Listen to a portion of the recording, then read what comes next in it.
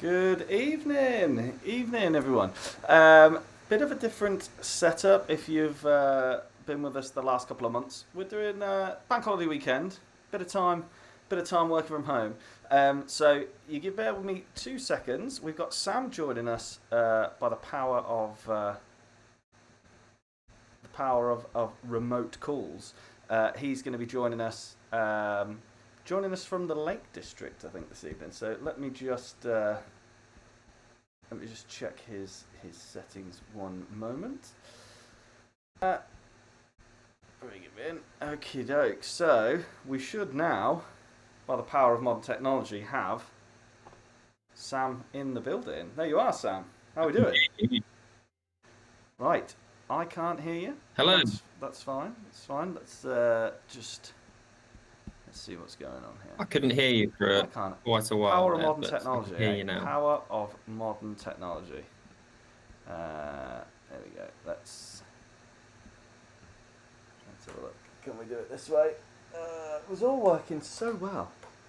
So well. Can I hear you now, Sam? Hello? Yeah, Hello. I've got a bit of noise now. Bit of noise. Right, cool. I can hear you now. Right. Let's just see. We've got everyone in. So, what you need to do, like we said on the start there of the chat, get number 1 poured out and in your glasses, please. Don't hang around for us. Get wine 1, get it out, get it poured. It's that yellow label, the one that's on screen now. Let's just see what's going on in Slido quickly. Like we put before, we use Slido for kind of Q&A. We do some polls. We do a few bits and bobs through the night. So it's really good if you can get involved on there. You can go to slido.com and just grab your phone, slido.com, and it'll ask you to put an event code in, and it's SG Wine Tasting. That is your that's the code there to get you in. And once you're in, you can ask us questions. You can do them anonymously. What tends to happen after 4 or 5 glasses of wine, we start getting all questions from anything about white wines, red wines, through to everyone's life stories. So we're here for it. We're all about that, aren't we? Right, let's have a quick look. Yes, Shez, Debbie, a couple of anonymous in the house, Helen and Steve. There we go. Everyone's in. And I didn't hear you at the beginning, Dan. Did you explain what I lost you a little bit there, Sam. Say that again. I said, did you explain why we're virtual? I didn't hear you at the beginning. I didn't. Well, I basically said that it's a bank holiday weekend, so we're doing a few bits and pieces with the family. You're off up in the lakes. So we're not in our lovely Saturday kitchen studio. You'd think Sam was in Beirut, the quality of his Wi-Fi signal. I mean, people tend to go up to the lakes for a bit of a digital detox, don't they? Yeah, I am on Lake District Wi-Fi. It's not great. Got pretty poor connection, so I don't know how well this is going to go. So do apologise for that. But yeah, I've got a lovely view of Rydal Water. It's very nice. I mean, yeah, I'm glad you have. Glad, at least you've got a view. No signal with a view. Right. let's have a go. Right, so get number one, get it poured out, get going. As I say, we're going to do a couple of polls. First one I'm going to launch now. So if I just go in here, we go onto this, and I'm going to ask you what you are tasting. Now, you know, we're not going to ask you specifically, try and name the wine, anything like that. Just really interested to see what kind of things you're picking up. You know, no, there's no essence of decaying forest floor or, you know, rose petals somewhere like this. If it's just fruit, wine, whatever, you know, give us some thoughts. It always helps us think about you know, see what people are tasting. As I say, there's no right and wrong answers here. It's all. Let me just change the view screen so that I can see better what's going down. Where are we? Log in. Cool. Right, I'll take this off here as well. Yeah. What do we? It's a very quaint little glass. For you, Sam, that's a very small glass. You're going to be getting through multiples of them, I think. You got to hold it right in front of you. There you go. These are those ones that, you know, have a line on, which makes you feel guilty about the level to which you want to fill it. You know, sort of dictates to me where I should fill it to. I don't feel like you need that kind of negativity when you're on a Lake District retreat. No, you don't need that definitely. in your life. Don't need the line. Pass the line for sure. Yeah. Exactly. Cool. Should we crack on? Shall we? Crack on. Give us a bit of give us a bit of steer. What's going on? Okay, so yeah, if anybody is a newcomer, welcome. And this is sort of the way it goes. If you've been on a wine tasting before, hopefully this is going to be a little bit different. Not in the studio, so not quite as good, perhaps, but definitely different to your average wine tasting. Like Dan says, we're not going to sniff and swirl and talk about decaying rose petals and stuff like that. We're going to talk about what the wine is, what it tastes like, and where you can find similar things if you enjoy it. White wine number one. I'm going to top my glass up actually whilst I'm talking. We are working with we've got some friends of ours who have a vineyard down in Portugal for white wine number one. Actually, the winemakers here, they've got 20 years experience in winemaking, and they started off in Australia, Mudgee, which is a funny sounding name, but is a quite famous wine region in New South Wales. Then they moved back to Europe, fell in love with Portugal, opened a vineyard down on the Algarve coast. This vineyard is the closest vineyard in Portugal to the sea and the most southern, and it literally is on the cliffs of the looking over into the ocean. The vineyard is literally teetering on the edge of the cliffs, which is fantastic for cooling down that sort of hot Portuguese weather so that you can grow white wine, because white wine likes it warm and it doesn't like it too hot, and so those sea breezes help with that. We've got a blend. So this is, I'm going to have another little swig first. This is a 50-50 blend of Arinto, which is a Portuguese native grape. I'm not certain of this, but I'm going to imagine it's the most planted white grape in Portugal.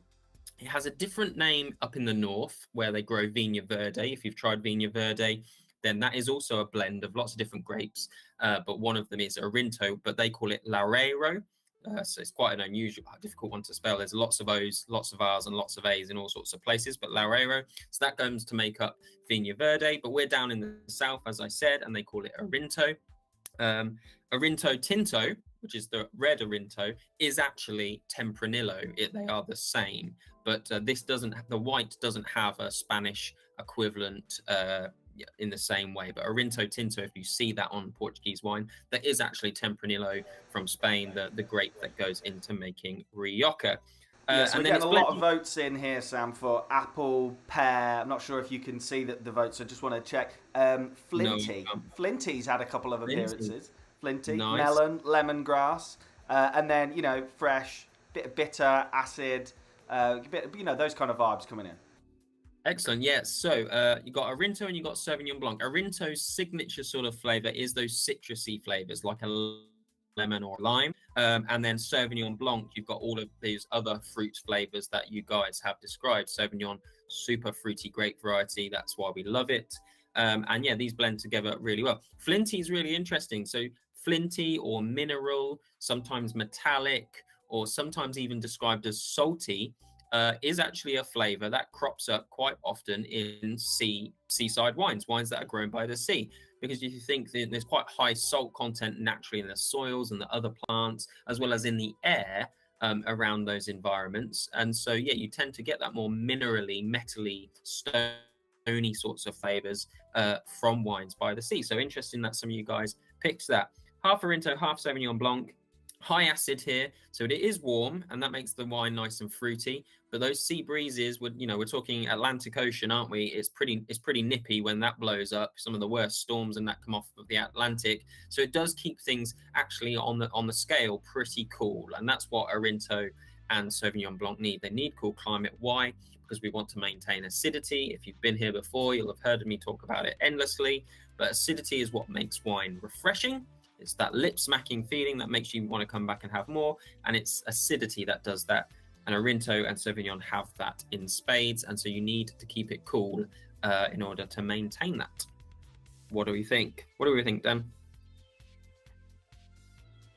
Yeah, no, I think it's. Let's have a quick look, see what people are saying.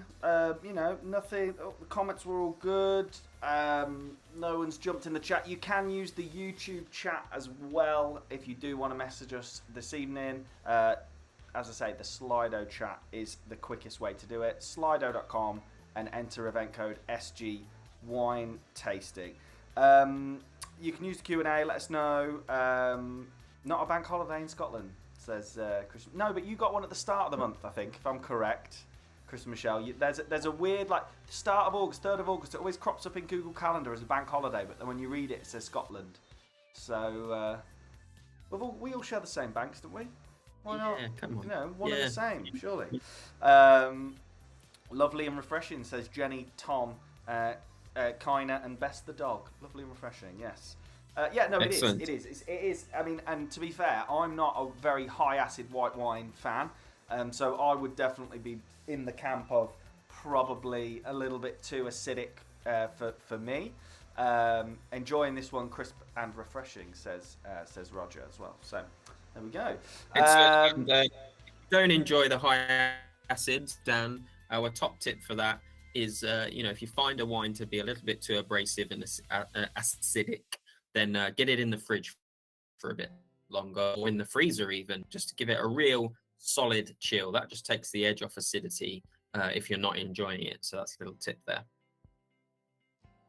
Yeah, and obviously if that's just not the style of white wine that you like to drink, go somewhere a little bit hotter, because cold climate white's going to give you that, which is strange for that one being so high acid, because the Algarve's like, it's getting hot, isn't it, for Portugal? It is getting. Yeah, I mean, that's just testament to the impact of the Atlantic. We had South African wines last month, didn't we? And we talked about, the reality is South Africa can grow Sauvignon Blanc pretty well. Chenin Blanc, we know, very similar, and cool climate varietals. It can grow them very well, and that's because Stellenbosch and all those regions right on the Atlantic coast. As soon as you start going to inland, you're struggling, and that's just the impact of being by the sea. And all wine regions, the next country we're going to talk about is massively influenced by coastal areas. In fact, inland wine regions,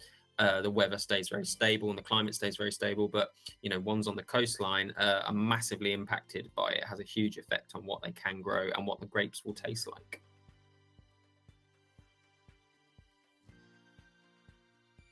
Yeah, fair play. Fair.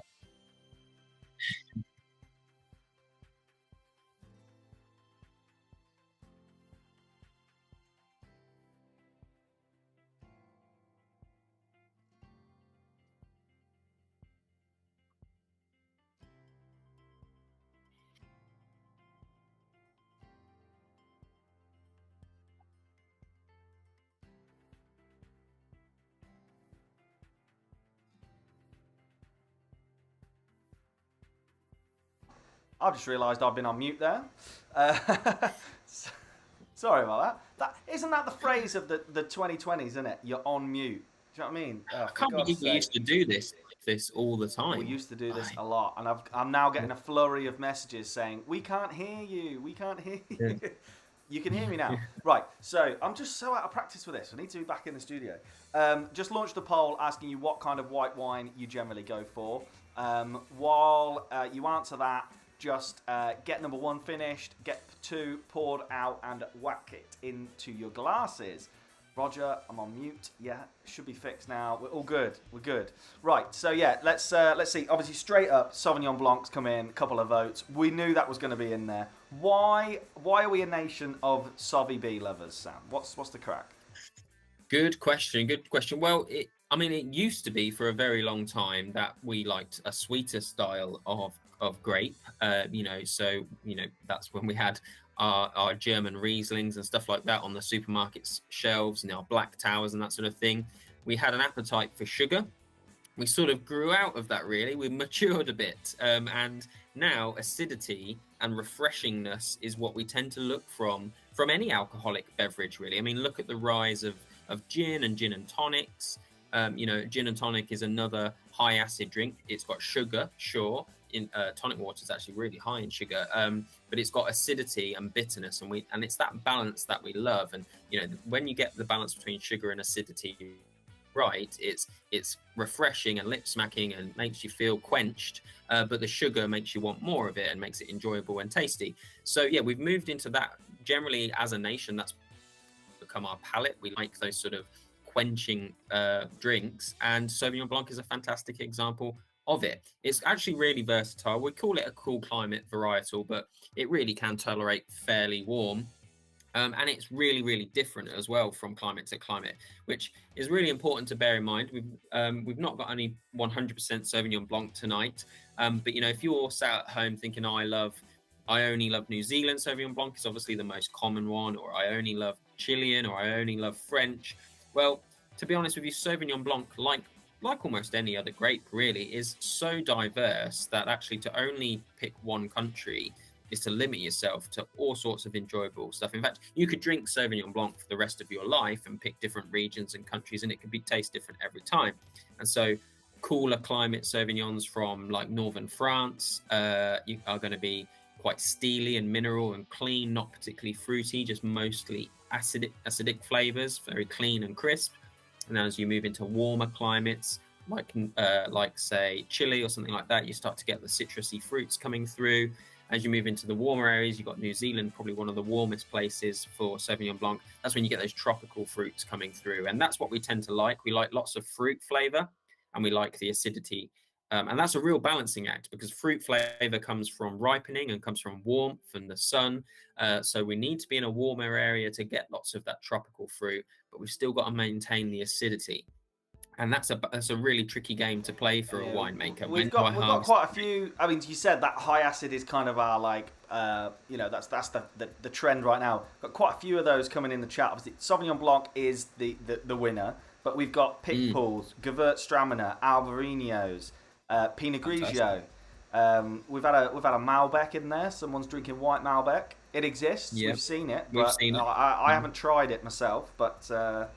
I mean, in theory, you can make white wine from any red grape. They just don't, do they? Because it just doesn't. It doesn't always turn out particularly great. And then we've got Gava as well. I don't know if they mean Gavi and just maybe they're already on. Yeah. Maybe they're already on wine 6. Who knows? But yeah. So number 2, I'm going to stop that poll now. Just kind of ask you what things you're tasting here in wine 2. Might be up the street of some of those people who just put some of their thoughts in for white wine 2. I mean, this is different. This is quite a bold wine for a white, isn't it? This one, it's there's a lot going on here. There is. Now, if you're a try before you buy a regular, you know that I love to talk about the weather and how the weather impacts flavour in the glass, and actually how bloody loves to talk about the weather. Loves the weather. So, and pretty much, I would guarantee you that if you can sort of surmise the climate of the area you're looking at on the wine shelf in the supermarket or on your favourite online wine retailer, if you know what the weather's going to be like, you can make some assumptions about what the wine is going to taste like. And it doesn't matter what the grape is, it's literally just the weather. However, there are a few sort of oddballs and oddities that really just the grape itself has a very unique flavor. And yes, of course, the climate that it's grown in can affect it, but it just really stands out for having a particular flavor. And this is one of those ones. It's a grape that has two sort of quite unique flavors. It'd be interesting to see if anybody picks up So any I'll of tell you them. what's coming already. Remember, Oh, no. I've launched the poll. It's in Slido. We've had straight off the bat, orange and honey have come in. Straight off the bat. There we go. Perfect. These guys know what they're doing now. You know, everybody on the Try Before You Buy now, they just know it, don't they? They're well practiced.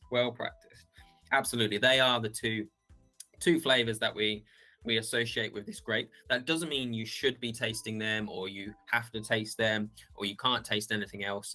Still, this grape variety, depending on where it's grown, it will be different and it will change, and lots of other things will affect it. This is a grape variety that might have a bit of oak every now and again. This one doesn't, but it might do. So all of those things change it. But these tend to be the two giveaways in a blind tasting for it. And so the grape is Viognier. Viognier is the grape. We're in Chile for this white wine. Nostros Grand Reserva from Indomitor. Indomitor are our favorite. I think Indomitor are the only... Is that your dog? Right. Indomitor is, I think, the only Chilean winemaker we're working with at the moment. Fantastic Chilean winemaker. Super great sustainability credentials, fantastic eco credentials, do a lot for the local community and employment, stuff like that. Fantastic. But their wines, most importantly, are great as well. So yeah, Viognier is the grape. Viognier is actually a French grape. Makes sense by the name, doesn't it? It comes from the Côte de Rhône. Côte de Rhône being that region that's in the sort of center south of France, just before you get to Provence and all the posh bits like Marseille and Saint-Tropez and stuff. It's just north of there. Côte de Rhône, I'm sure you've heard of the red wine Côte de Rhône. Well, white Côte de Rhône is almost always made from mostly Viognier and then blended with a couple of grapes called Marsanne and Roussanne. It's the home of Châteauneuf-du-Pape. You can get white Châteauneuf-du-Pape, which would be made from Viognier as well, because Châteauneuf-du-Pape is a place in the Côte de Rhône, not a grape or anything like that. And so, yeah, that would be made from Viognier. And I lost my train of thought there, but we're in Chile. We're in Chile for this one. It's a thick-skinned white grape. What does that mean? Well, what climate a grape can survive in is mostly dictated by the thickness of its skin. You need a thicker skin to cope with more the heat, and the Côte de Rhône is super hot, so that's why this grape does fantastically well there. Brought it over to Chile. Now, Chile mostly grows the favorites, the international big names, you know, your Sauvignon Blanc, your Chardonnay, your Merlot, your Pinot Noir, your Cabernet Sauvignon. It doesn't necessarily favor them because they're all originally French. It just favors them because they're big international varieties and can do well. They also have their own sort of more lesser known varieties. But Viognier, they don't do huge amounts of it, but they can do it really, really well. The unique thing about Chile that you might have heard me say before is the ability to turn the dial on the weather. So we're back on weather. You know, most countries are sort of dictated to about what grapes they can grow. So, you know, New Zealand really is only suitable for Sauvignon, Chardonnay, and Pinot Noir, and a couple of other aromatic varieties like, say, Gewürztraminer, because of its weather. And Spain is only suitable for these grapes because of their weather. Chile is not bound by those parameters because it's such a long, thin country that goes so far north to so far south. It's close to the equator. It's also close to the oceans. It's close to the Pacific Ocean, but it's not that far from the Antarctic as well, which has obviously got super cooling abilities. And it's got mountains, and mountains are fantastic for turning the dial on how warm you want your grapes to be. Go further up the mountain with your grapes, they'll be colder. Keep it further down in the flatter areas, then they will be warmer. So they can basically do whatever they want. This Viognier, it's from Biobío, which is the most southern part of Chile. It's pretty damn close to the Antarctic. That's where those Humboldt penguins tend to turn up. But even by Chile stakes, it's going to be warm in the summer and in the sun. Yeah, I mean, it's you've got the honey, you've got the orange, you've got the fruitiness. I'm curious to know if other people are sort of getting the thicker skin on this grape, because it translates to a sort we've got a few. oily... We got honey, orange. They were the standout winners. Then we got mead, Not, that's Mead, a yeah, honey yeah, based, yeah. yeah. Jelly, which I think I reckon that's a way of describing something as having a thick taste. Tangy, spicy. We got a few rich in there. So yeah, no, I think. I mean, I'm not a massive white wine fan. I'm very much more in the red wine kind of world. But if I'm going white, this is one of my like kind of more go-tos now, because I do prefer a little bit more going on than just the Pinot or something, or even just a Sauvignon Blanc, because sometimes I can feel like they're a little bit blah, which I'm sure in the sun when you want to knock 2 bottles back is great, but if you want something, Viognier is really good with food, isn't it? Because it's got a bit of guts to stand up against some food as well. A lot of people prefer this one. There's a few people. Tricky sharing one glass. Definitely feels thicker. For nights when we're staying off alcohol, here's one. Rare, laughing emoji. Are there any non-alcoholic wines that are any good? All the ones we've tried have been rubbish. I can answer 1 or 2 straight away. So, not really. I've not personally tried any very good non-alcoholic. We had a non-alcoholic sparkling in, which was very nice. It was a rosé sparkling. I think they're all right, and ultimately, you can get the no secos and or things like that of this world, and because they're mass production, they're not incredibly expensive. But proper wine making to then remove the alcohol, A, it's expensive, and B, it really affects the flavour, doesn't it? Because part of a flavour profile of wine is the alcohol. Like it has a flavour, doesn't it? Absolutely, yeah. Alcohol. Firstly, sparkling is generally the best way to go because it's less reliant on alcohol for its weight and its body and its taste. That's why most sparkling is actually quite low percentage anyway. But yeah, so when we talk about the what makes up wine, what makes wine taste the way it does, we talked about acidity already. We talked about sugar. The other ones are tannin, which comes from red wine skins, so that's where the tannin comes from. And then there's alcohol, which I'll come back to in a sec. And then those 4 will contribute to the last thing, which is body. And body is that weight, that feeling of thickness in the mouth. There's a reason why wine feels thicker in your mouth than water does. Kind of like the difference between semi-skimmed and skimmed milk, or skimmed and full-fat milk. There's a difference in the weight. Now, all of those first 4 contribute to that last one. Acidity makes it feel thinner. Sugar makes it feel thicker. Tannin makes it feel thicker, and alcohol makes it feel thicker. So taking away the alcohol, not only do you lose like the warmth, that natural alcoholic warmth, and alcohol adds bitterness, which again is a nice balance with sweet fruit.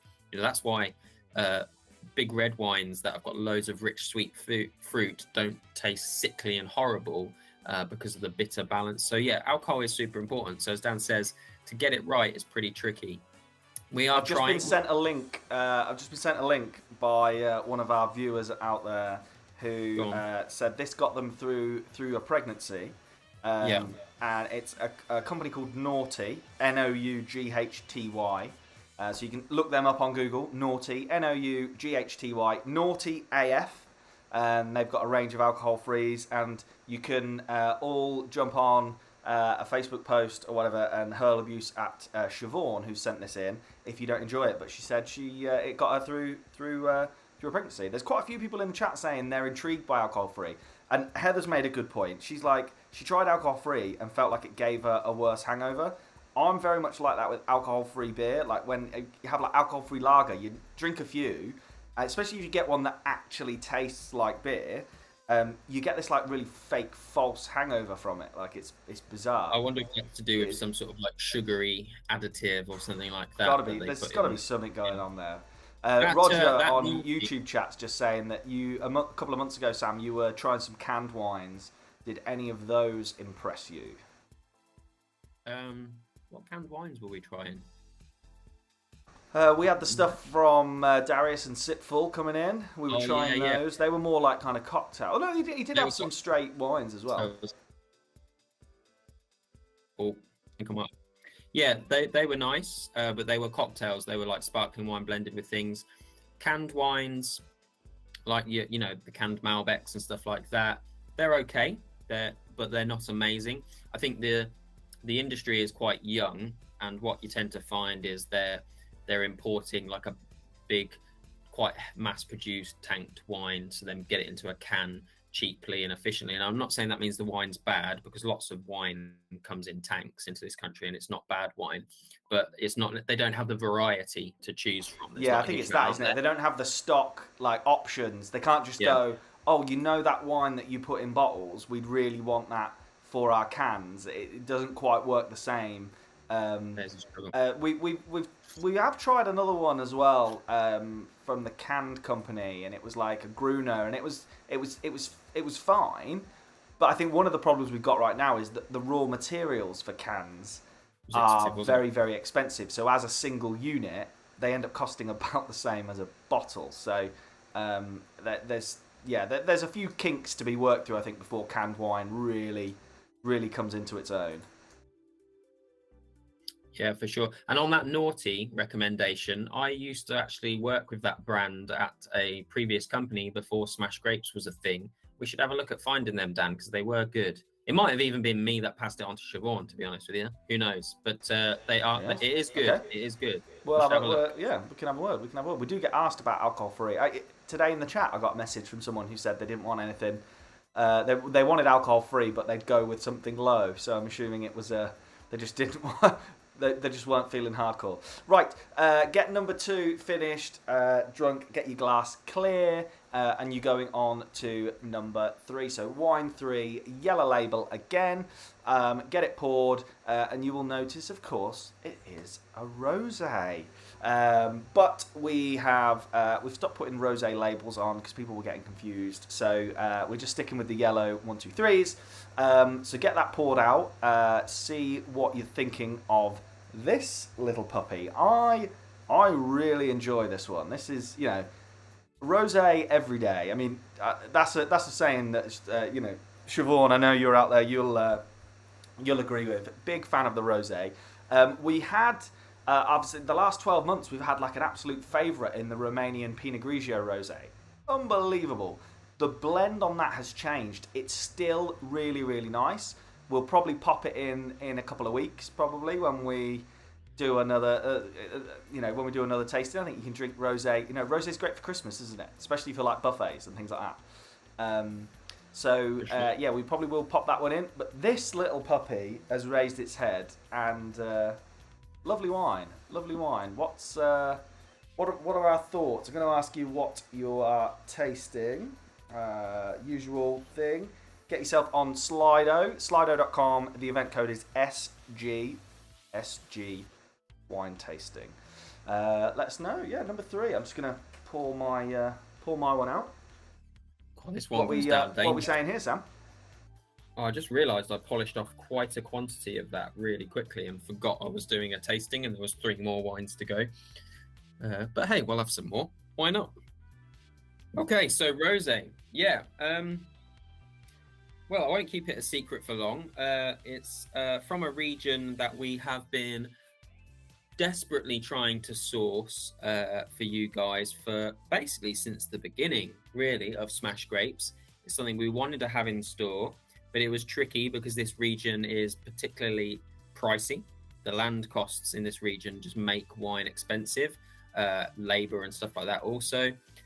It's unusual, so not everybody knows what's in the bottle. The grapes are a bit weird and stuff like that. But we wanted to stock an example. We found lots of super premium brands that want to charge you an absolute arm and a leg. And the wine is lovely and it's tasty, but it's just not suitable for the average Smash Grapes customer that wants to do 3 bottles on a Tuesday night. It's so we wanted to find something that was good value as well. These guys came along, and they are Halfpenny Green, and they are based in Staffordshire in the winemaking country of England. And what a fine winemaking country it is. So yeah, Halfpenny Green. This is their rosé. We met them only a few weeks ago. They invited us up to the vineyard. Before we got the invite, they sent us the list of wines and the prices, and we were blown away. We couldn't believe the prices. We were a bit dubious. We'll be completely honest with you. We were dubious. We thought, how can they be doing English wine at such great value compared to all the competition out there, all those big brands like your Chapel Downs and your Night Timbers and your stuff like that. But we went along anyway, and we were fantastic. Like, they looked after us very nicely. It was a very nice day. It's worth a visit, Halfpenny Green. If you've got kids, there's like a zoo wildlife park nearby. They've got fantastic cafe, bar, restaurant sort of situation going on. Got the vineyard tour, and they've got shops and that. It's a day out. It's really nice, just outside of Birmingham. But they showed us around the operation, and basically, without boring you too much, they also do the making and bottling of some real big names in the industry. So the grapes get delivered to them from some of the big names in English wine, and they do the hard work, and they get paid quite well for that, clearly. And as a result, they are able to keep their own wine prices down because of the income that they make from doing this work for other people. And what it means is that the wines were fantastic. We tasted them all. We loved them, and great value. And it's the first time we've been able to stock any English still wine at £9.99 a bottle. And the sparklings, which unfortunately we can't do in Try Before You Buy, because if you put fizz in one of those pouches, it explodes. But the sparklings, I do urge you to go and try. They are half the price of other English fizz. They're a quarter of a price of champagne at the same quality. They're made in the same way as champagne, with the same grapes in some cases as champagne. Absolutely fantastic. But we're on the rosé. This is a blend of, I've forgotten, it's Rondo and Dornfelder. Dornfelder. Dornfelder. We've got a lot of strawberry, bit of honey, cranberry. We've got a couple of comments for fizz. I think that's just, you're going to get that in a kind of high acid. It's got that kind of tingly sensation. But it's fair to say this is that, it's not super pale. It's slightly darker than maybe what people might consider to be, pale blush. But it's in that, it's what people associate with that color, isn't it? It's dry, it's refreshing, it's really crisp. Unbelievable rosé this. It was a nice sunny day when we went to try the wines, and it definitely hit the spot, this one. For sure. And one of the things I loved about them, we went to name the grapes there because it's second nature, isn't it, to tell you guys what grapes are in the bottle. But actually, when we were sat there doing the tasting as a team with the winemaker and a couple of other members of their team, and I'm asking and what's this made out of, and what's sometimes the winemaker wasn't sure himself, because actually they take an attitude to their winemaking of, instead of being like, this wine needs to be made from these grapes, it's what can we throw in to just make this taste as good as it can be. So this time round it's Rondo and Dornfelder, but next year, depending on the weather and stuff like that, it will be something different, and it's kind of not important what the grapes are. I mean, it's certainly easier to not know when it comes to English grapes, because a lot of them are unheard of, mostly come from Germany and have difficult names. But it's just about the flavour, and it's an old-fashioned way of looking at wine. If you shop on store, you'll know we have a lot of Spanish and French field blends, which take the same attitude. It's not about the name of the grapes; it's just about pulling together the best ones to create the best flavour. And it's an attitude that I'm happy to see more of, and they do that across all of their wines. But yeah, I think it's fantastic, and me and Dan said, kind of feels like rosés come home, doesn't it? Really, I mean. Yeah, fantastic at drinking it. Yeah, it's fantastic coming home. It's coming home. Lot of love for this. Number 3, nicest so far. Really impressed. Love it. My favourite.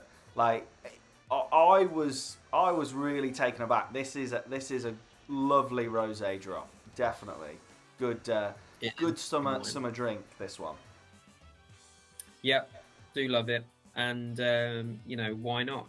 Drink a bit of English rosé on a fine English summer. Exactly. I mean, it tastes of straws.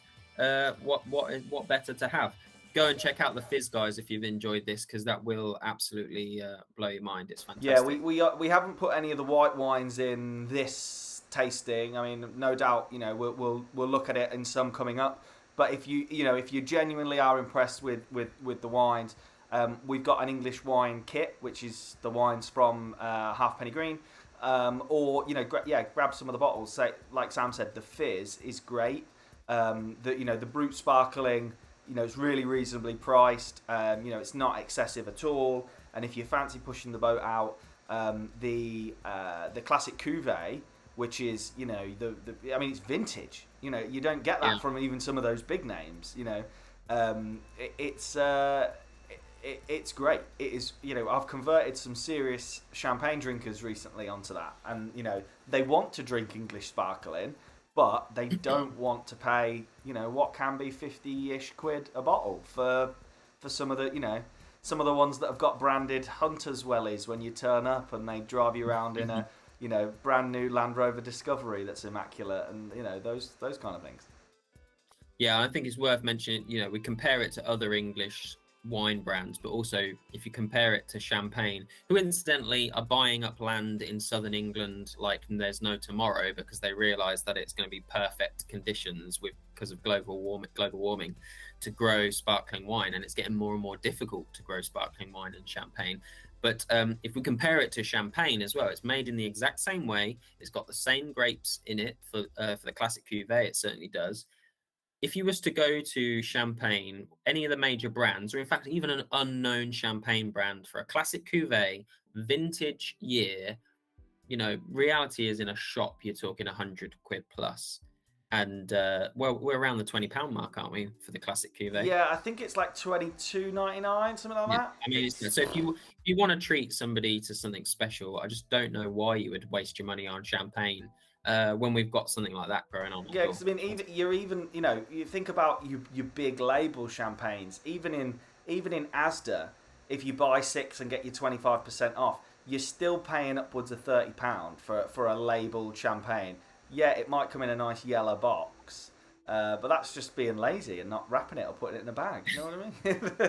That's it. Right, so that's wine 3. Let you have a little drink of that. We're going to be moving on to the reds shortly, which will be 4, 5, and 6. If you didn't take them out of the fridge, go and grab them now. Hold them in your hand. They will warm up quite quickly if you have forgotten. Otherwise, just go and grab them. Once you've finished the rosé, get yourself a fresh glass if you want, but there's no necessary need to. Just number 4, get it poured and out. Gonna drop in the Slido just a quick question of what are our go-to grapes when it comes to the red wines.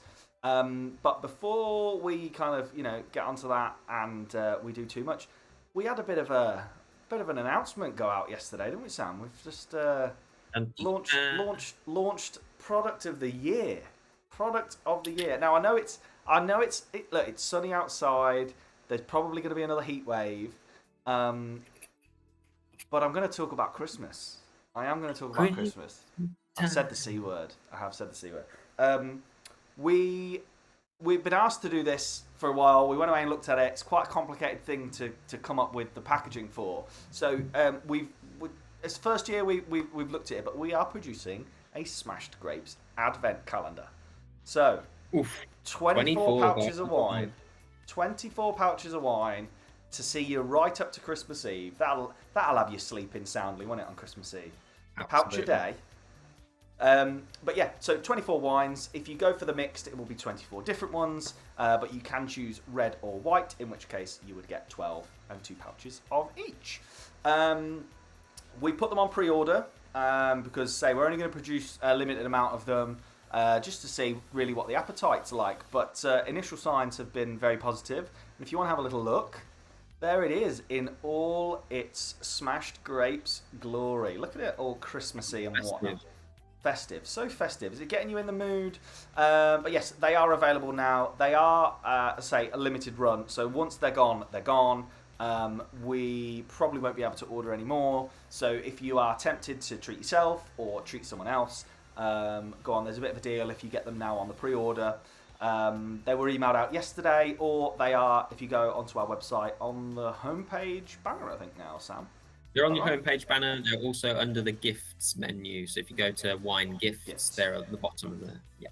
Yes, and on that point, have a little, have a little think about smash grapes when you're thinking about your Christmas gifts this year. We've got a whole range of stuff you could be looking at. Right, so I bet there's it's people out there that have started oh, Christmas shopping already. there I are. bet There you. are. Well, the amount of emails and messages we get about our kits to say how long will they last? Chris says, will it fit in the fridge? The entire unit itself, Chris, will not fit in the fridge, but the pouches will be absolutely fine.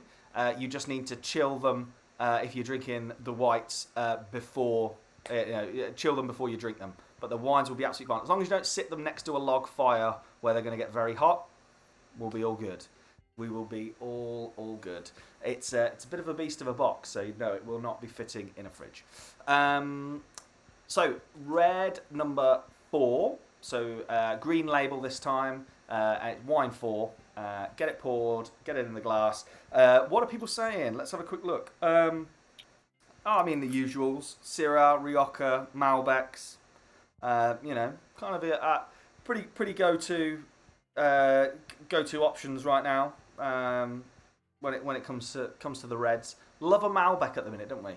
All about the Malbec. Yeah, for sure. Love a Malbec. Malbec's super popular because of its velvety soft tannins. So when we were talking earlier, I was talking earlier about the components that make up wine. We talked about tannin as a very important component from wine. Tannin only comes from the skin.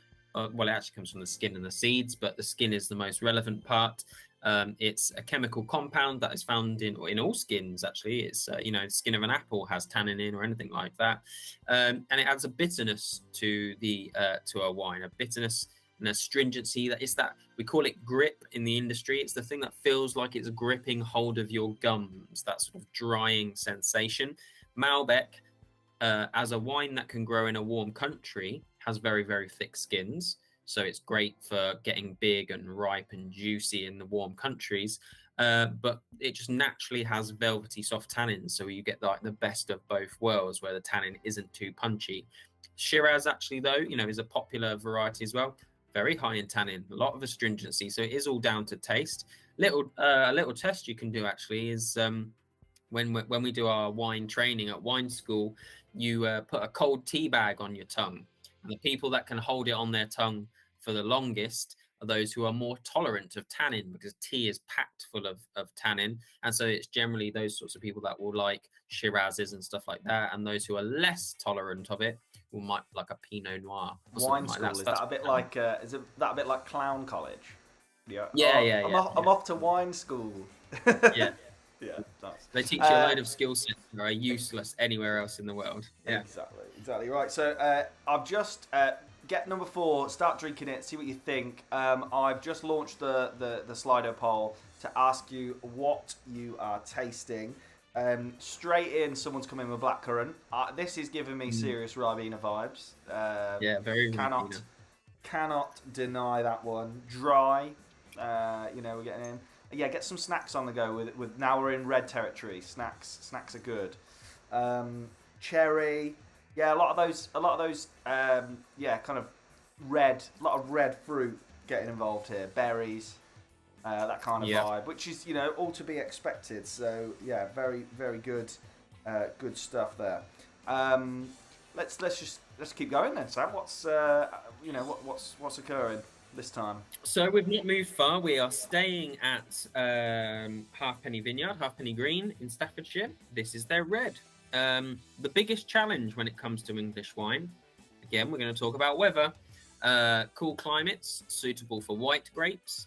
Cool climates suitable for sparkling wine. In fact, the coldest climates are perfect for sparkling wine, because in order to make sparkling wine, you need to start with super high acid levels, and they come down through the process. So actually, of all of the different places we've been to in the UK trying their wines, usually the whites and the fizz win and do very well. In fact, you'll find many an English wine brand that only do fizz because of that reason.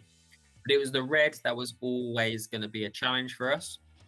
Without the warmth required to warm up and ripen those red grapes, get the sugars going, and create the rich fruity flavors that we like from a red, you end up with a wine that's thin, a bit insipid, not a lot going on. And unfortunately, I've got lots of English vineyards that I like, but usually the red wine is what lets them down. And we've struggled. We've really, really struggled.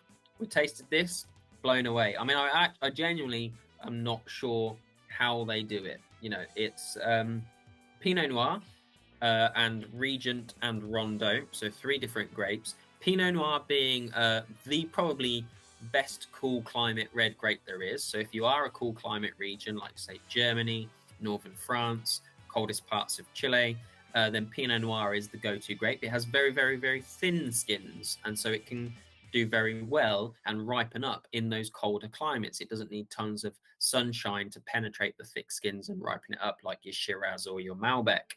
Pinot Noir is generally a light red.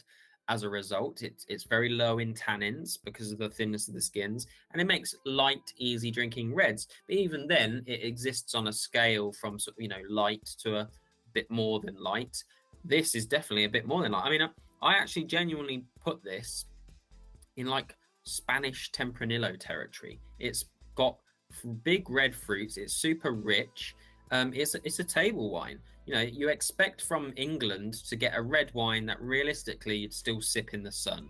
You might even put a few cheeky ice cubes in it because it would still be light. But this is moved way past that. And I think this would be suitable down on a table with your Sunday roast or something like that. Yeah, I cannot get enough of this. And to be fair, since we've had it on the website, people can't get enough of it. We will get more in if you do go to pick a few bottles of this up and you see it's out of stock. We'll get some in after bank holiday. We've had people buying it by the case. It's such a good red wine. Like, I can't believe. I mean, I'm a big Pinot Noir fan. I love a red wine that I can do 2 bottles of. So Pinot Noir is right up my street. And it can be a bit blah. You know, I do also enjoy like some of the big face ripping Shirazes, but you can't go to. You got to respect the pour when you're drinking something like that. There's so much going on here. Like I'd even say like I reckon this would tempt someone who's into like your more jammy stuff. It's not sugary jam, but it's exploding with fruit. I mean, it's also it's 11% as well. So it's not. That's 3 bottles, isn't it? By your level. Maybe this could be the one where I finally crack the 4th. Who knows? No, that's completely irresponsible, Sam. Drink responsibly, people. Drink responsibly. Drink responsibly. Always use 2 hands. But yeah, I mean, Roger in the chat, that English red, it's great. Can't believe. Very impressed. Yeah, Heather, can't believe both of these English wines. Great. Jenny, Tom, Kiner, and Best the Dog say it's a bit chalky. I get that sense. Yeah, there is a chalky thing. Now that you've said it, I like that. Yeah. And again, we've only got this one English red. There's some others that they're dabbling with. I think they do a sparkling red as well. We haven't put that one in. They do, yeah. We've tried to sell sparkling red before, and it just doesn't sell very well. But there are some other ones that they're toying with some aged wines, aren't they? They're not out there right now. No, they've got some barrel aged. They've got some barrel aged stuff, which is great. We've got to try that. It's so limited for them that we had to beg them for a few cases, and we've immediately sold it to one of our wholesale customers who has a hotel. Because there's just so few of it, but I would love to see them doing more of that. Because I think they just did it as a bit of a test to see what. It was one of them where the winemaker put down someone's favourite, French aged Pinot Noir and one he'd made, and was like, blind tasted them, and again, really, really good, very, very impressed. So. Get someone in the chat there as well saying love it, and I don't usually like a red. I think this is the scale of red. This is an entry level, isn't it? This is a gateway. This is a gateway to the world of red wine. It's for sure. The tannins are still nice and low, and it's generally the tannins very mellow. Get in the way. Yeah. The tannins are what normally put people off red wines, and it's super low here, so it's worth giving a try. Normally, you find red wine a bit too bitter. Lovely, lovely stuff. There you go. So get wine for drunk and out of your glasses. We're going to be moving on to number 5 now. Number 5. So just let me just get through some of these chat messages. Remember, if you've got any questions about, just wine, I mean, we're now getting on to wine, glass number 5 here. If you've got any questions just about life in general and just want to, a bit of a chat, feel free to get in touch. Use YouTube chat, use the Slido, do whatever. Send us some. Send us a message. Right. Yeah, doesn't need to be about what we've been talking about, guys. Can be about anything to do with wine. Chuck it in. Anything you got.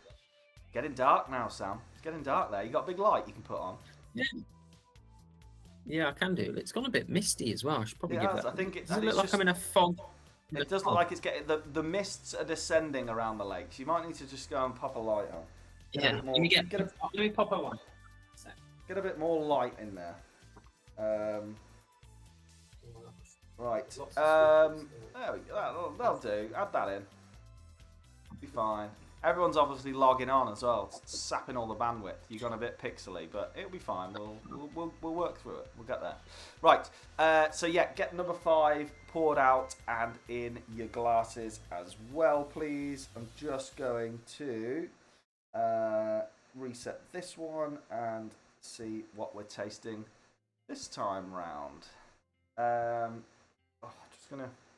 I'm really tempted to just pour a bit more of number 4 out, but I'll just finish this bit off. Right, what we saying here then? Number 5. Do you know what? This is the first time we've been doing these for. Do you know we've been doing these for nearly 18 months now? This is the first time you've not just put in 3 absolute beasts of a red wines. Yeah. What's going on? We've got two friendly wines to start with in terms of ABV. 2 friendly reds. So anyone who's not into the big hitters of the reds, this could be the month for you. This could be the month for you. Right, number 5. Pour it out. See what people are saying. So let's see. What have we got? There we are. Anything coming through in the chat? Any questions? No. Right, Sam. What's the thoughts then? Okay, so we, as Dan says, we're still in the light territory here. We're in a cooler part of a winemaking country. We've only actually stepped up about 1% in ABV. And this is very much still in the category of easy drinking, or perhaps what you might call a light red wine. There's actually quite a stark difference. It'd be interesting to see what you guys think between this and the penny green, and that is tannin. That's tannin. So we had very little tannin in the previous red wine. This red, I'm going to imagine that you guys are going to straight away say it's got a bit more bite. There's a bite there. There's a flavour in there. It's a bitterness. It's maybe even a sharpness, and it's got a bite, and that is classic of this part. We've got tangy, fizzy, caramel. I think it is that. It's a very different experience to the first red, isn't it? Absolutely. So it's classic of this part of the world, and it just shows you the difference. That even though the climate's warmer, but it's not hugely warmer, but actually the grapes here are sort of changing things slightly. So we're in northern Italy. We're in Verona or Veneto sort of area. So Venice, Verona, that sort of area. And this is a blend. It's a blend of Merlot. We all know Merlot and Corvina. Now you might not know Corvina, but Corvina is one of the 3 red grapes that are blended together to make Valpolicella or Amarone del Valpolicella, which is super famous red wine from this part of Italy, northern Italy, up the top. And the thing about the northern Italian reds, they don't, apart from Amarone, they don't get much of a look in really. It's usually the southern Italian reds that tend to get spoken of. They're big and they're rich and they're bold and maybe a little bit on the jammy side.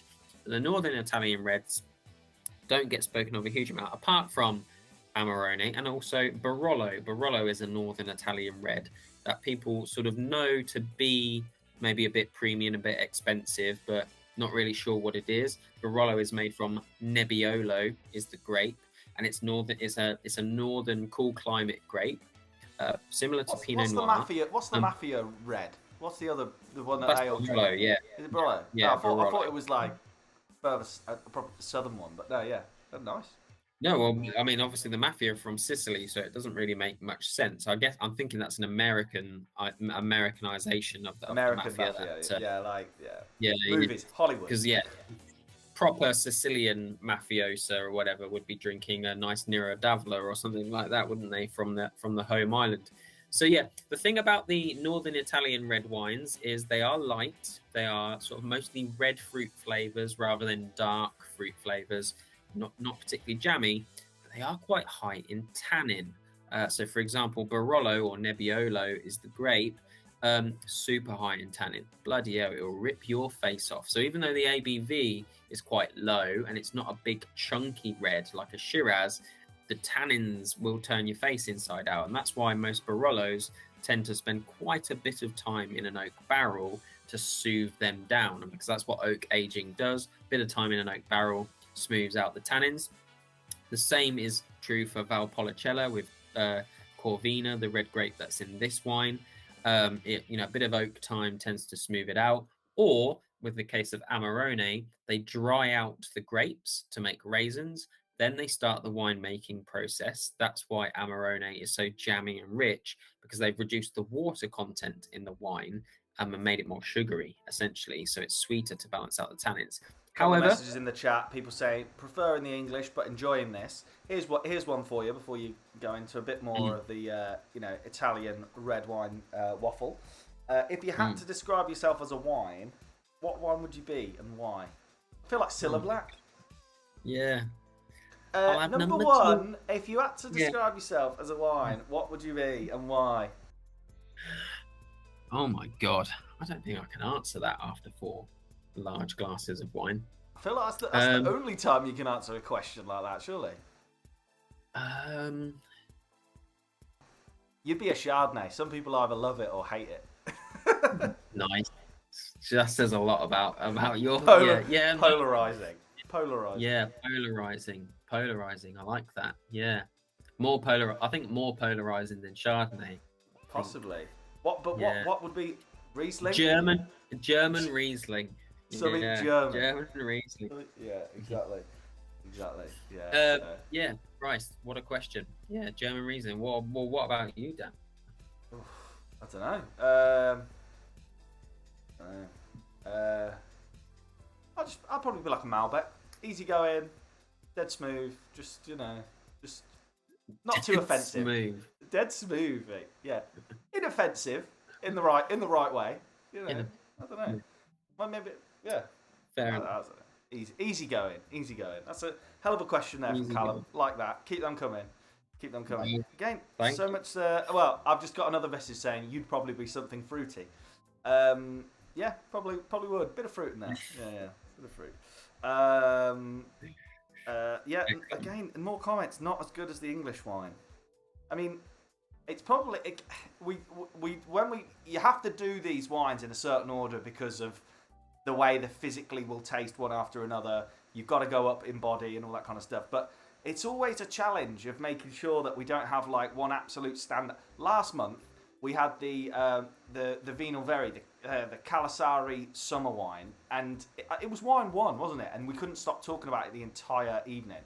Fantastic white wine, summer white. If you weren't in last month and you're into that kind of really kind of high acid, refreshing summer vibe, Calasari Vino Veri, you will not be disappointed. I think the Englishes are gonna steal it this month. Who knows? Wait till we do the wine of the night poll at the end. But yes, sure. I think this is a really nice one. Corvina. So what's the crack there? Because obviously, it's not something we would see on our shelves as a single varietal. And by that we mean buying a bottle of Sauvignon Blanc, Pinot Grigio. Buying one grape in a bottle is actually a fairly modern concept. It's not the way the wine world operates. It's normally blends or whatever. It's not something you'd see on its own here at all, is it? No, if at all, if at all. No, not really. Corvina is a blending grape, and the Italians love to blend grapes. Single variety wines is pretty rare. Not pretty rare, but it's not massively common in Italy. Blending is a great way forward. Blending is a great way forward in any type of wine. You can bring different things to the table. I mean, we're going to finish on the absolute perfection of blending, in my opinion, with the last wine tonight. But yeah, it brings different things to the table. You've got one that's got a bit of acidity, one that's got tannin, one that's got body, one that's got the sweetness. Bring them all together, you get the full package, and that's what really is what you want from a wine.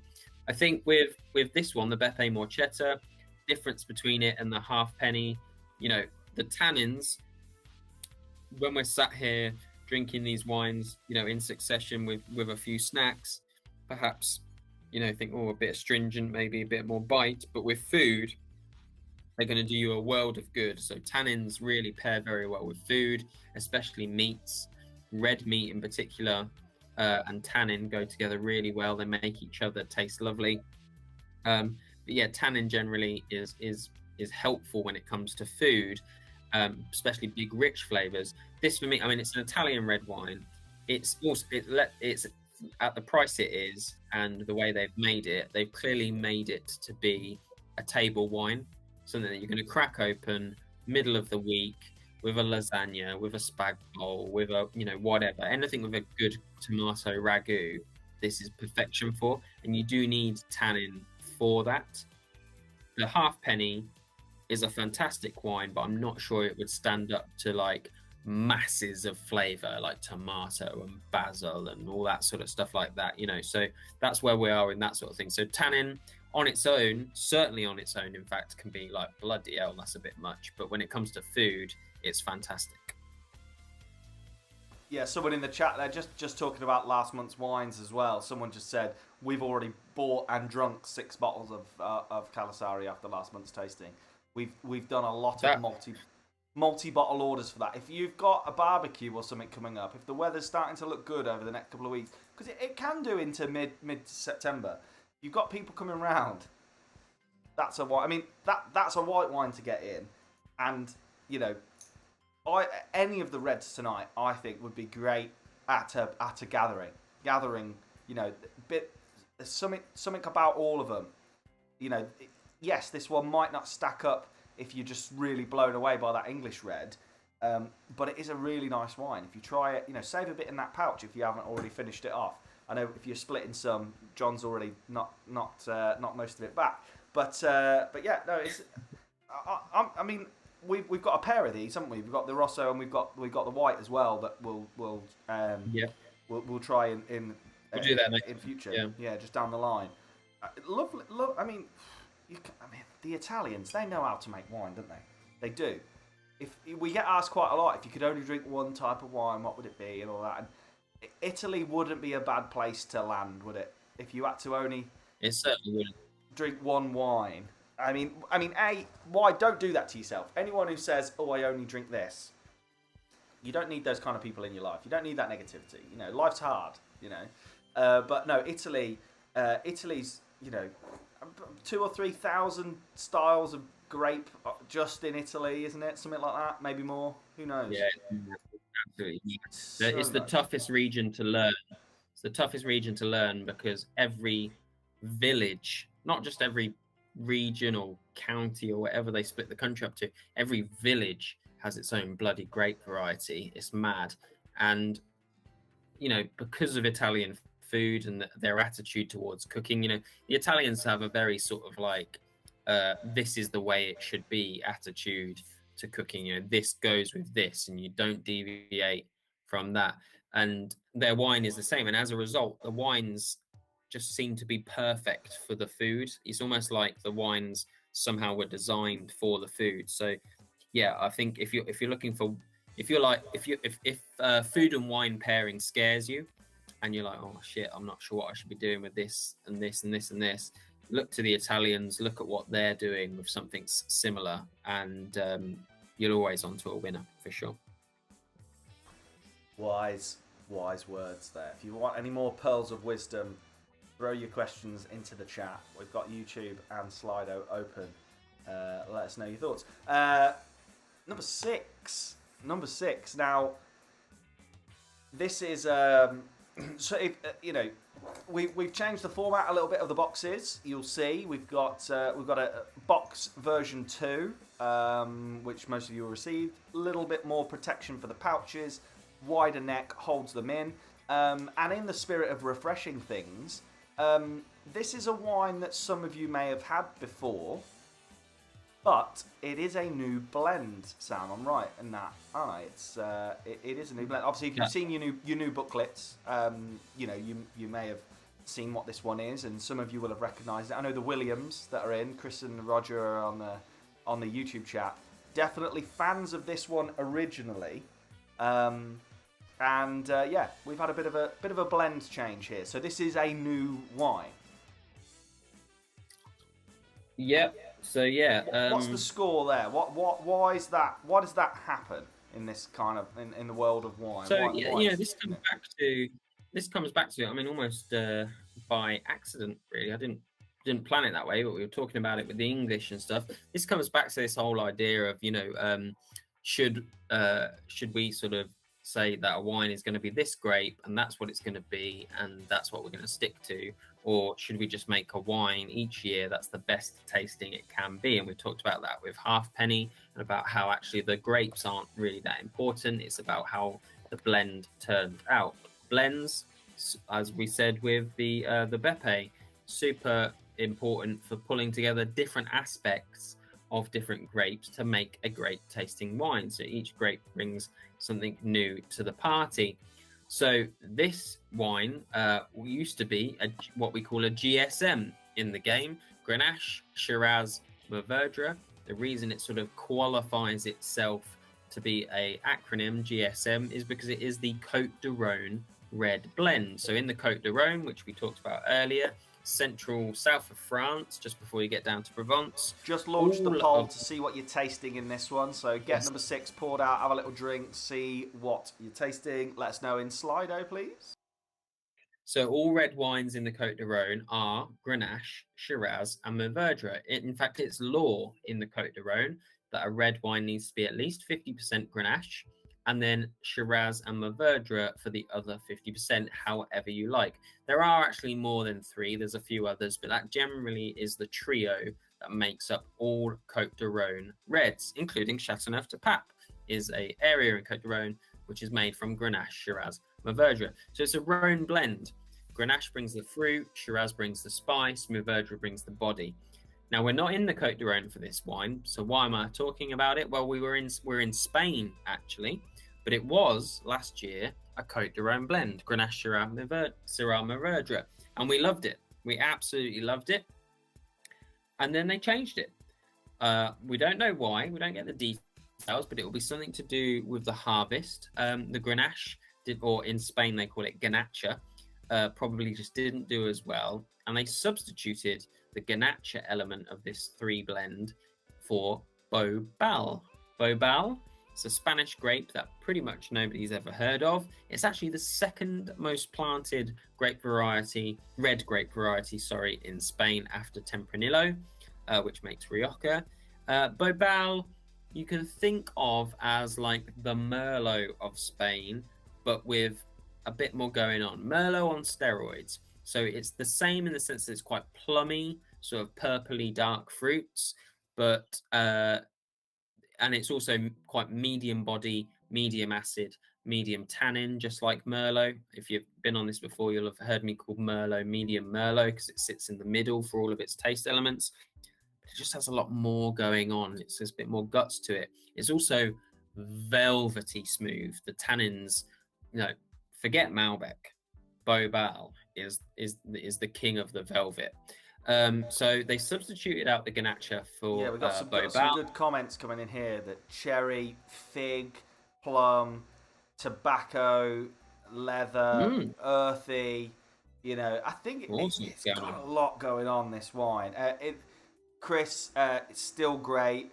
And Roger says wine 6 tastes great, very different from the original, but still a winner. Yeah, it's Excellent. Yeah, I do think it's different from the original. The Bo Ballard stepped in and sort of it's turned the record over to some Barry White and said, "Whoa, let's just chill, let's just relax." Compared to the Ganacha blend, it's really relaxed the wine. The Shiraz still adds spice, and some spices were mentioned there, which is cool. I think there's a licoricey sort of thing going on. The Mourvedre, as they call it in the Côte d'Or, or Monastrell, as they call it in Spain, is the guts. That's the weight and the body of the wine. What have we jumped? Excuse me. What have we jumped up to here? What are we on? 13 and a half now, I think. 13. Oh, it's not too shabby.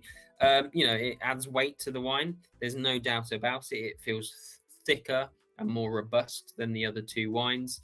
But yeah, bloody hell, it's drinkable, isn't it? I mean, it's one of our favourites. It's been a big seller for a long time in its previous incarnation. We'll have to call it a BSM. It doesn't exist, that blend, really anywhere else in the world. In fact, I've never seen it in any other winemaker in the world.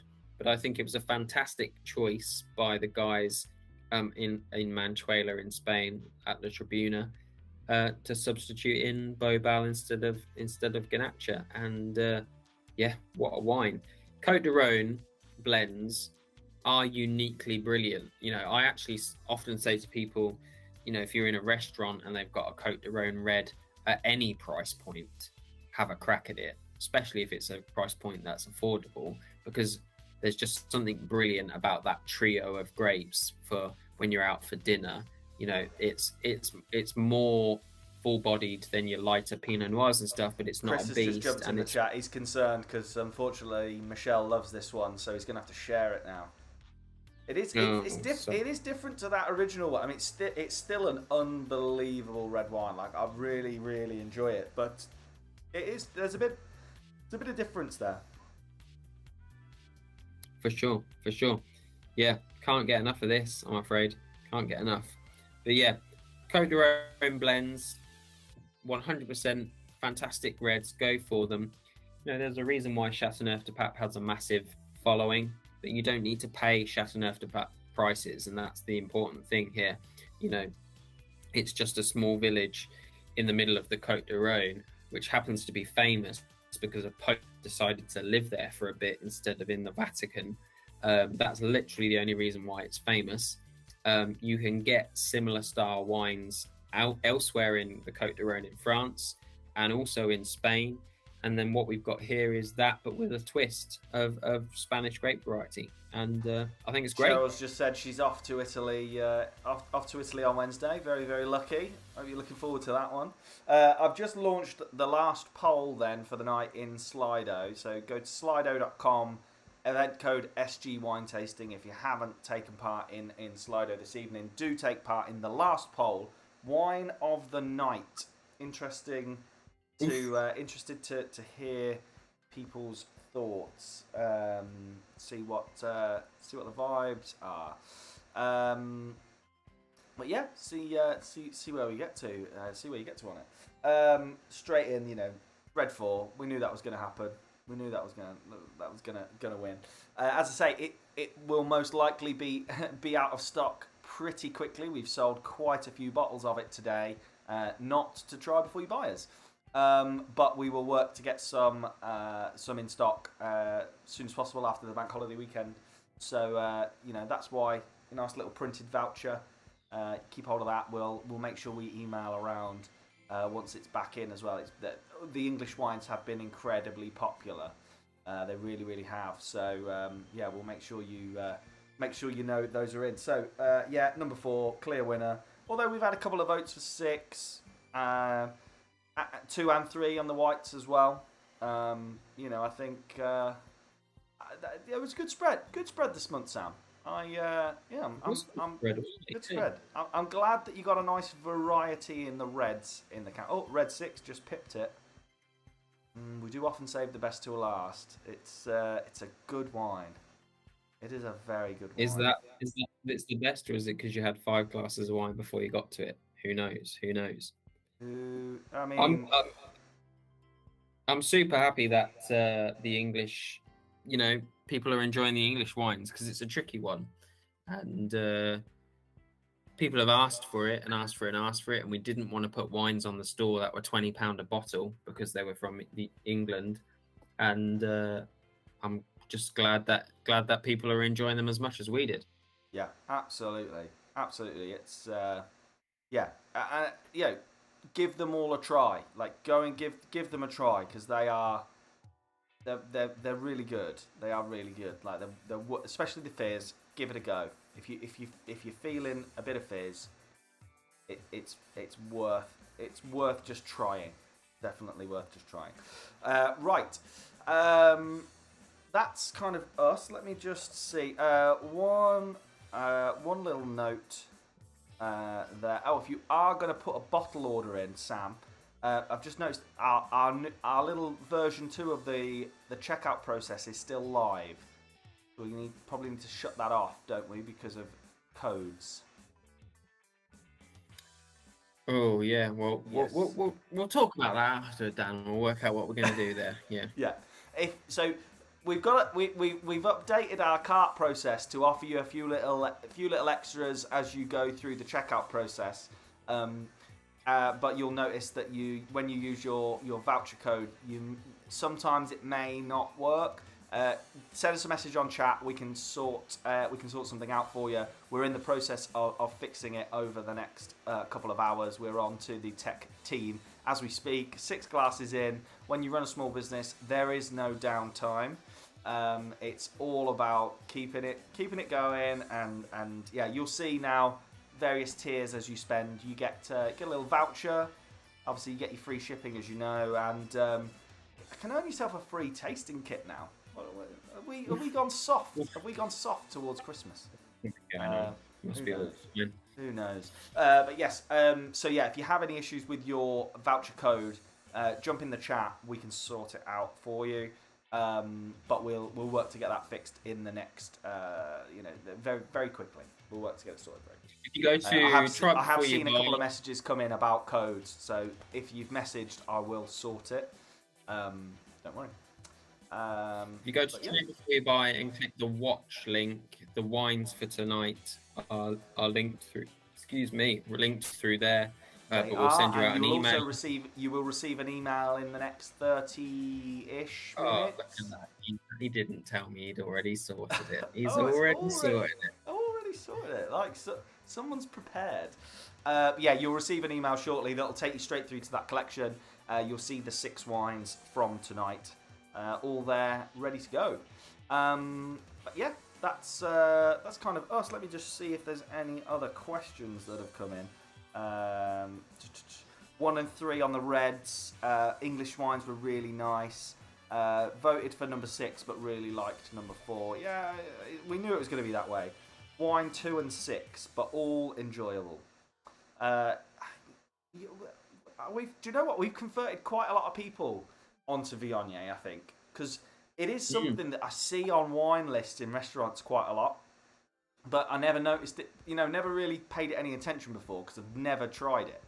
But I think because it is really good with food, you do see it in restaurants quite a lot. And I think we've converted a few people to opt in for the Viognier. So it's nice to see, number two getting a shout there in the whites.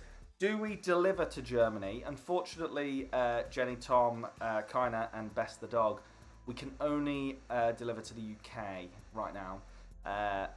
A, Brexit, and B, sending the Europeans wine back to them. It's not particularly cost effective when it comes to shipping. So there's a whole host of paperwork involved as well that we can't get into. So no, just the UK right now. But who knows down the line? Maybe in future. But yeah, for sure, just UK.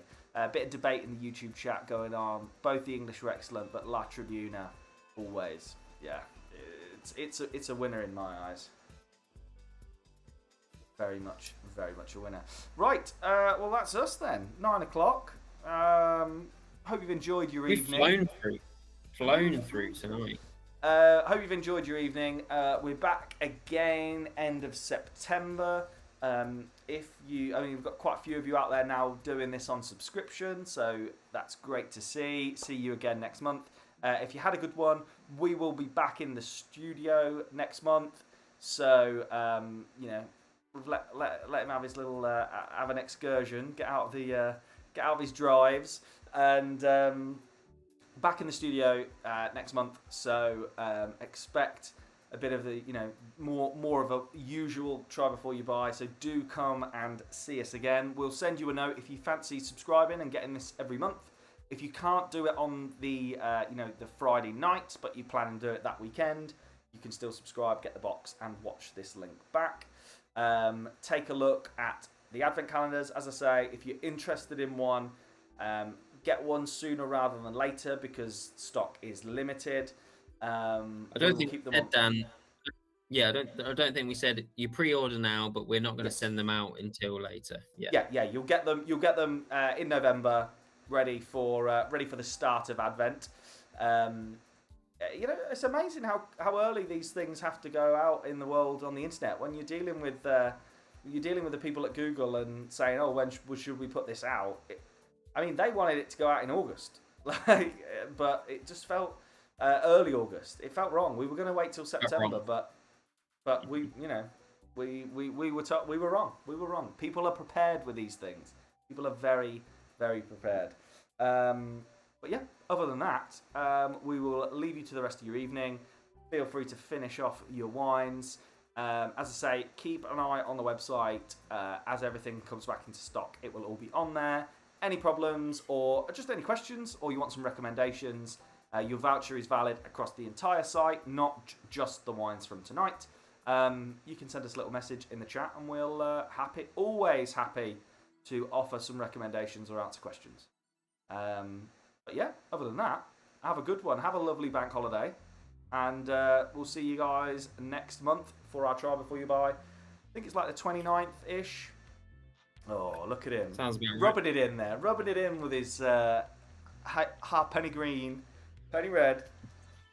Yeah, when is it? Is it 29th? I don't know. Last Friday in September, anyway. We'll see you in September. From us, good night. Have a good one. And we will speak to you very, very soon. Bye-bye.